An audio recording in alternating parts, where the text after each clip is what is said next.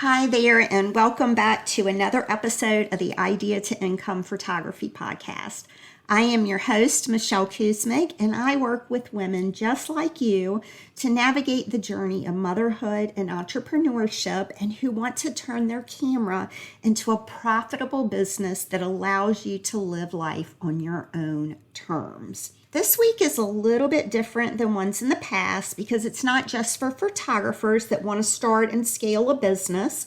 It's for all entrepreneurial women who are thinking about starting any business or feel like they are failing at the one that they have. I wasn't sure what to call the episode because I thought when you read the title, My Greatest Accomplishment as an Entrepreneur, you'd immediately start thinking about me getting published in magazines and my income level and different things like that. But my greatest accomplishment has nothing to do with any of that. And it's one of the reasons I'm most passionate about helping women start and grow their own businesses. I started my business in January of 2000. In December of 2000, my first child was born. I had built my business through all stages of my kids' lives, newborn, elementary school, and now one is working full-time, one is in college, and one is 2 short years away from spreading his own wings and heading to college. I talk a lot in my podcast about the perks of having my own business and what it has meant to me as a mom.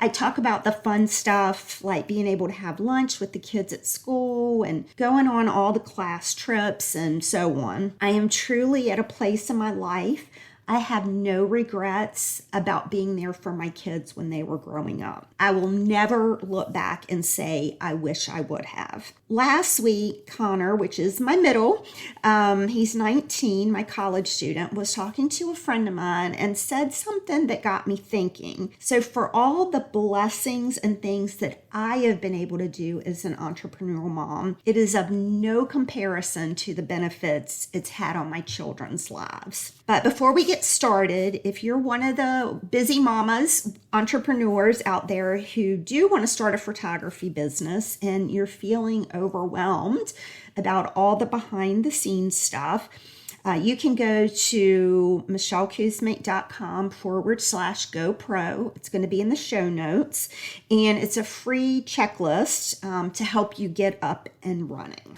One of the things that has always stuck with me as a parent that I heard very, very early on in my entrepreneurial journey was so much more is caught than taught. For the most part, when I heard that, I thought about hygiene and about being nice to people and, habits like making your bed, different things like that. But last week, Connor, again, he's my 19-year-old and he's working 30 hours a week and he's also a full-time college student, is in charge of the yard work at my house. And I am just make sure the grass is cut person. But he not only takes care of cutting the grass without reminders from me, he thinks about things like planting new grass and putting down mulch and whatever else he wants done to make the yard look pretty. So what was the conversation that my son was having that inspired this episode? Well, I had a friend at the house and he was talking to Connor about different things he could do in the yard. And after they chatted for about 10 minutes, Connor ended the conversation saying, my goal in life is to make enough money to pay someone to do it for me. And I think it took my friend a little bit by surprise because it may came off as a little arrogant. But in my mind, as an entrepreneur, I was thinking, that's my kid. He understands the assignment. Growing up, watching me own my own business, he learned very early on that the sky is the limit. No apologies. It never occurred to him that that is not feasible. So that conversation led me to think about other things my kids have learned through seeing me struggle that I haven't necessarily taught them. I want to share a few more stories about things that my kids have learned over the years. And if you are a mom and you've got little kids and you are an entrepreneur already and you think you're failing, or even if you're trying to get started and you think you're failing, or just in general, you're a mom and think you're failing, I want you to look at the big picture.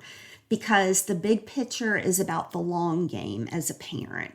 It's not what's going to happen tonight when you tuck the babies in and you end up in the bathroom with a bottle of wine on the floor in tears because you are 100% certain you have let your children down and you ruin them for life. And for all the little ones, moms of little ones, just so you know, it doesn't get any easier when they get bigger. You just think you're failing at different things. Another big lesson, other than the sky is the limit, that my kids have learned by watching me is they learn the value of money and how to budget for it. And I wanted to tell you a story that I remember so well that still it just makes me teary-eyed. It was 2019 and I was just starting to get back on my feet after my marriage ended. And more than anything in the world, I wanted to take my kids on vacation. I planned and I saved that year, and I was able to take them on a vacation to Myrtle Beach. I paid for it in cash, which I was super proud of. And the feeling that I had writing the check to pay for the condo was a moment that I will truly never forget. But the best part came later. I had budgeted $400 a day to spend on activities and whatever else we needed. Each kid was going to pick one activity we would do while we were there. The day we went parasailing, the ride plus the pictures, because I'm a photographer and I needed someone else to take pictures, was a little over $400. It wasn't a problem at all because the days before we hadn't went over budget. However, my kids knew what the budget was. My daughter did the math in her head, and we went to lunch after we got done parasailing, and she pulled out her debit and said we went over budget, that she was going to pay for it because we needed to stay on budget. And as a mom, I just can't even tell you the moment that she said that to me. Since then, she has not only budgeted with her own money to take me to New York at Christmas time, first class, to see Wicked on Broadway. I saw Billy Joel in Madison Square Garden, and I got to ice skate in Rockefeller Center at Christmas time. In 2022, she took her dad on an all-expense paid trip to San Francisco, actually. So they went and seen Alcatraz and did a bunch of stuff. And this year, she's taken her youngest brother to New Orleans, which I'm really excited about. Again, so much more is caught and taught. So in addition to being able to manage her money, she knows how to set a goal for what she wants, and she works to make it happen. The following year after the Myrtle Beach trip, I had an idea. I wanted to take the kids to Disney. I really thought it was going to be out of my budget. It was 2020. It was when COVID first started, and who knew what was going to be happening. My daughter had missed her high school graduation because of the shutdown, and we had to cancel her graduation trip to go to Mexico. And I think I can speak for everyone when I say lots of things sucked. In August, when I got the news that the school was going virtual, and I texted my kids, and the first thing I said was, as their new principal, we would be taking a field trip to Disney World. At that time, I had no earthly idea how I was going to make it happen. I only had until the first week of December to figure it out because that's when I had decided to go. So I announced to my kids that I was going to break a record and have my highest income month ever that October. I can still remember the excitement in the house when the kids would ask me, "How are you doing? Have you broke the record yet? Have you done this? Where are you at, Mom?" And I did end up breaking the record by a little over $2,000. But you would have thought when I told them that I had broken my record, I had won the freaking lottery and that they were never going to have to worry about anything else in their lifetime. So they learned if you work hard, you get to play hard. And I could go on and brag about my kids all day. My youngest just got his first job because I can't leave him out. And we were getting ready to go to the bank to open up his first checking account. And I mentioned that we needed to open up a savings account too.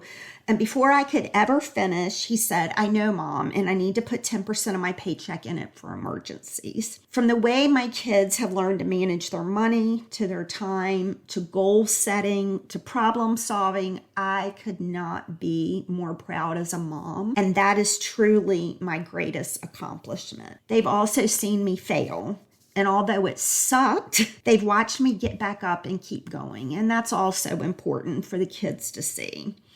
I don't think any of those lessons that they watched and were a part of in my journey, I could have ever explained to them and got them to where they are right now.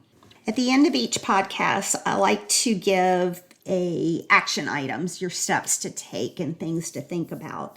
And if you've been following me for a while, or even if you're new, just know that I'm really big on journaling and I'm really big on mindset. So for the women that are listening that are considering starting a photography business, or any business for that matter, if you are letting fear hold you back, or if you're using your children as an excuse, I want you to take about 20 or 30 minutes to journal these questions. 1, my biggest dream for my family is. 2, will having a photography business help me to achieve that dream? And 3, make a list of the benefits you potentially see for your family if you start your own business. Now, for the moms who are already in business and are struggling, photographer or not, I want you to think about the long game and think about what I just told you about my children and where they are in their lives. And if you are struggling with changing diapers and late night feedings and kindergarten and whatever else is happening with the little ones right now, I want you to write down 5 ways that owning your own business is benefiting your family right now, other than financial. What is it about your business that you can say, I'm so glad I work on my own so that I can do this for my family? Once you do that, I want you to tape it to your bathroom mirror and I want you to read it every morning. Trust me when I tell you the days are long and the years are short. No matter how bad you think you're doing as a mom, you will never know the impact you are having on the little ones watching you. Again, in the show notes, I'm going to include a link to the GoPro checklist if you are one of the mamas wanting to start a photography business. It's michellekuzmic.com/GoPro. And if this podcast resonated with you, whether you are ready to start a business or scale the business that you have, and you want to work with me personally, either in group coaching or one-on-one, my favorite part about working with my students is helping them see the big picture like we talked about today and overcome the limiting beliefs holding them back so that you can not only change your life, but the lives of your kids as well. Those details are also going to be in the show notes. It's michellekuzmic.com/idea to income. And that's it. I will see you next week. You've got this. Life is short. It's time to take your shot. I'll be cheering you on.